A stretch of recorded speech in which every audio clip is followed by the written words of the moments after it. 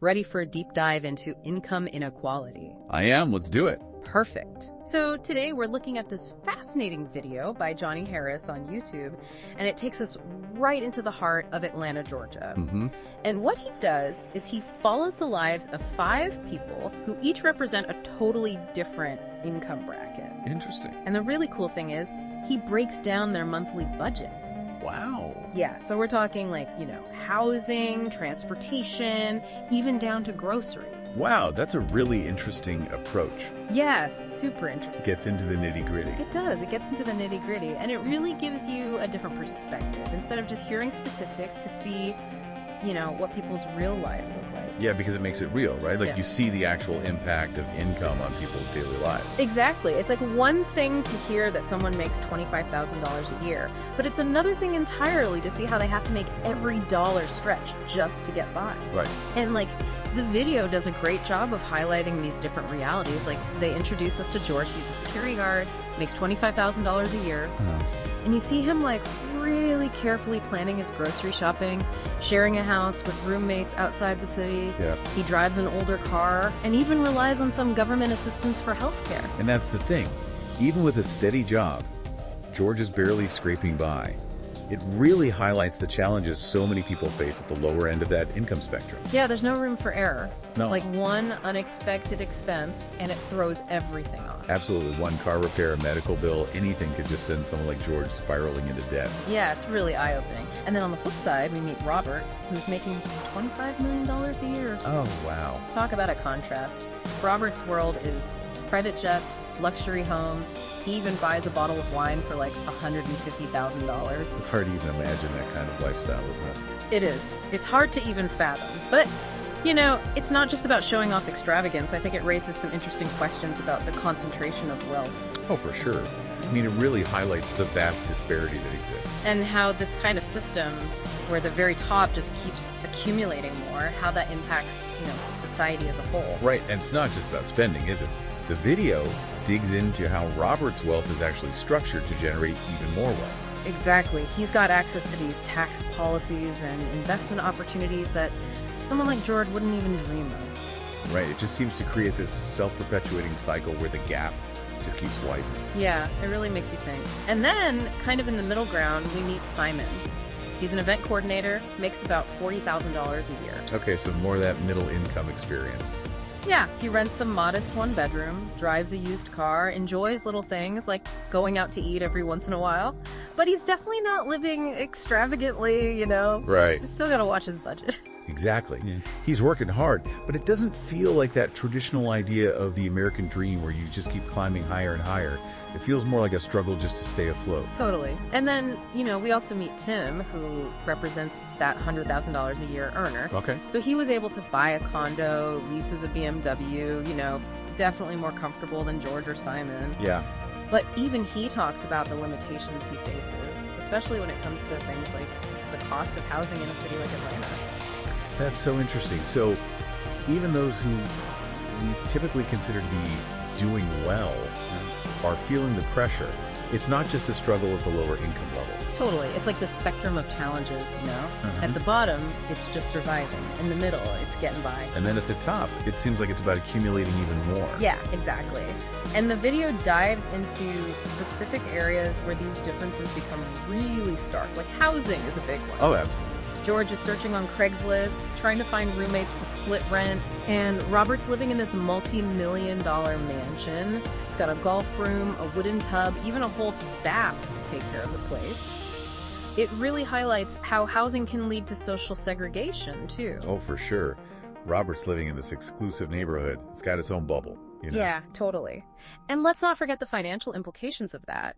Robert's house is probably appreciating in value, further increasing his wealth. Right. While George is stuck in that cycle of rent payments, which don't really build any long-term wealth. That's a great point. It's like 2 completely different realities when it comes to housing. And then transportation, another area where it's really clear.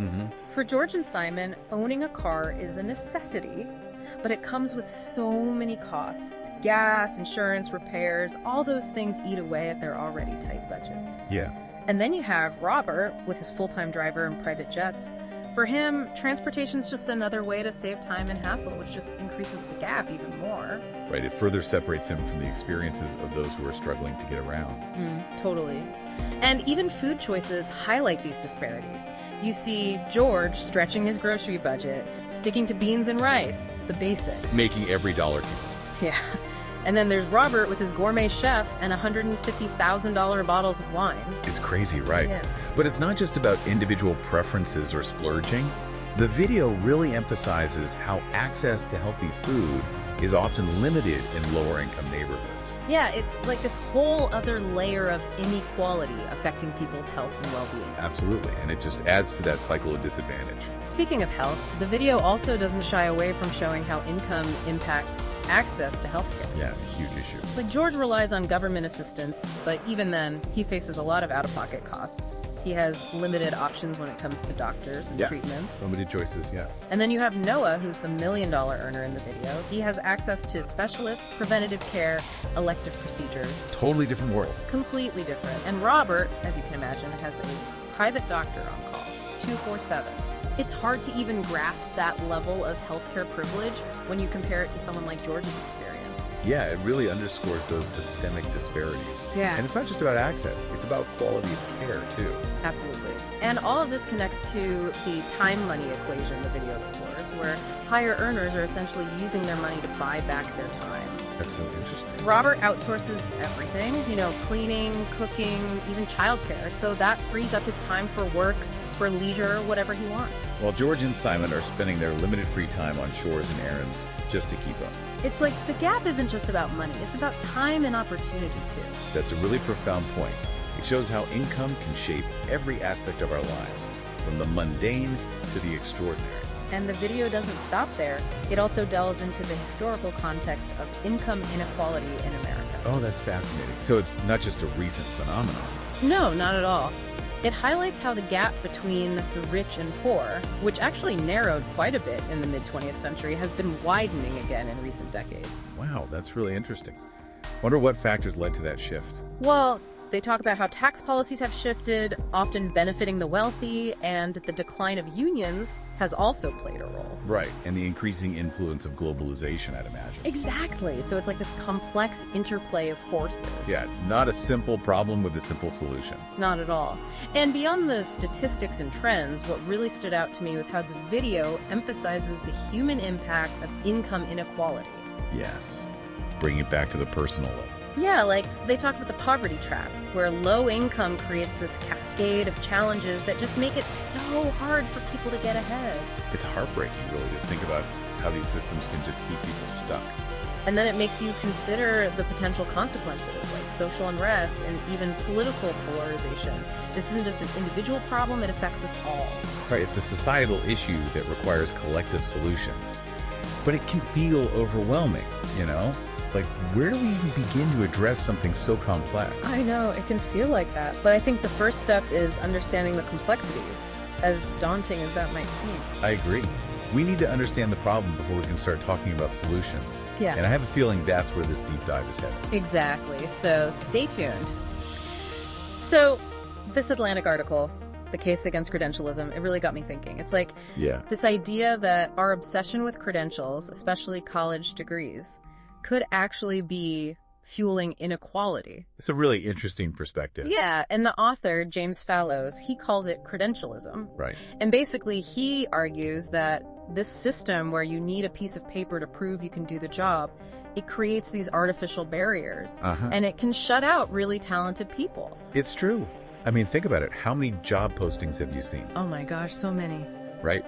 That require a bachelor's degree, even for positions where it's like, experience should really matter more. Right. Like you could totally learn those skills on the job or through specific training programs. Exactly. And that's what Fallows is saying. It's become more about checking boxes than about actually assessing someone's abilities. Yeah. Like, are you really qualified or do you just have the right degree? Exactly. And I think that can lead to overlooking some really talented people, people who might have the skills but just haven't had the opportunity to get that formal degree. Totally. And what's even worse is that this whole credentialism thing can make inequality even worse. Oh, absolutely. I mean, college is so expensive. It is. It's crazy. So for a lot of low-income students, higher education is just like out of reach. Yeah. Or they end up graduating with tons of debt. Right. So that's like this system that favors people who already have advantages. Yeah. You know, they can afford that education. Totally. And it just creates this vicious cycle, right? If you can't afford college, you're less likely to get the good paying job. Exactly. Which means you might not be able to afford to send your kids to college, and it just keeps going. Right. It's like this self-perpetuating cycle. And even beyond the financial aspect, you know, students from lower income backgrounds, they often face so many other obstacles. Right. Like what? Well, they might not have had access to like a good quality K through 12 education. Maybe they didn't have resources to prepare for college. And sometimes there are even cultural biases that can discourage them from pursuing higher education. It's like the odds are stacked against them. Yeah, unfortunately, it often feels that way. So is Fallow saying we should just get rid of college altogether? Not exactly. He does acknowledge that higher education can be valuable, but he thinks we need to rethink this idea that a degree is the only way to be competent. Okay, I see. So what's the alternative? Well, he suggests focusing more on skills and experience. Okay, that makes sense. You know, rather than just looking at whether someone has a bachelor's or a master's, he thinks employers should really assess what someone can actually do. So like their actual work history, their skills. Exactly. Their potential to learn and grow. Yeah. Like some people are just naturals at picking things up. Right. And I bet there's a lot of untapped talent out there that's being overlooked because they don't fit that traditional mold. Totally. So are there any examples of how this could work? Like hiring based on skills? Oh, absolutely. He talks about apprenticeships, vocational training programs. Those can be a really great way to gain practical skills. Yeah. And they're often more accessible to people from different backgrounds. Right. Plus, they tend to be more affordable than a traditional 4-year degree, which is huge for so many people. And don't those programs often lead like directly into a job? Yeah, a lot of times. Which is great because it means you're not just gaining knowledge, you're actually applying it in a real-world setting. So it's like a win-win, right? You get the skills, you get the job. Exactly. And it benefits employers too because they're getting someone who's already trained and ready to contribute. It's like, it just makes so much sense. And this all ties back to what we were talking about before with income inequality, right? Like if we create more paths to success that don't rely on expensive college degrees, we can give more people a chance. I totally agree. It's about recognizing that talent isn't limited by your socioeconomic background. Right. If we remove those barriers, focus on skills, we could have a much more inclusive and equitable workforce. I love that. It's like we've been so focused on the packaging, the degree, that we've overlooked the actual substance. That's such a great analogy. It's about valuing the contents, the skills, the experience. Exactly. So what can we do? Like our listeners, what can they do to move things in the right direction? Well, first of all, I think we can all challenge our own assumptions about education and success. You know, don't automatically dismiss someone just because they don't have a fancy degree. Look at their skills, their experience, their passion for learning. Yeah. Don't judge a book by its cover. Exactly. And if you're an employer, think about how you can adopt skills-based hiring practices. Look beyond the resume. You know, create assessments that actually test people's abilities in real-world situations. I like that. Make it practical. Right. And we can all support organizations that are doing this work already, creating these alternative paths to success. You know, like apprenticeship programs, vocational schools. Yeah. Those are making a real difference. And of course, we can always advocate for policies that promote equity in education and in the workplace. Absolutely. Use our voices. Right. Contact your elected officials. Support organizations that are fighting for these changes. Make a difference. Exactly. It all adds up. This conversation has been really eye-opening. I know. Like, it's clear that we have a lot of work to do to make things more equitable. We do. But I also feel hopeful. Me too. You know, that we can actually create a better future. It starts with conversations like this. Absolutely. And with taking action. Yeah. Even if it's something small, it can make a difference. It all starts somewhere, right? And who knows, maybe one of our listeners will be inspired to create that next big change. That's the dream. Okay, so we've talked a lot about the problems, you know, income inequality, this whole credentialism thing. But what about solutions? Like, what are people actually doing to make things better? Yeah, that's a great question.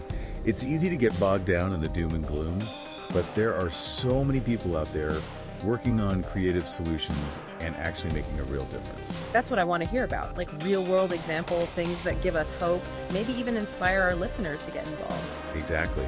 And, sometimes seeing what others are doing can spark an idea or, give you that push to take action yourself. Totally. So where should we start?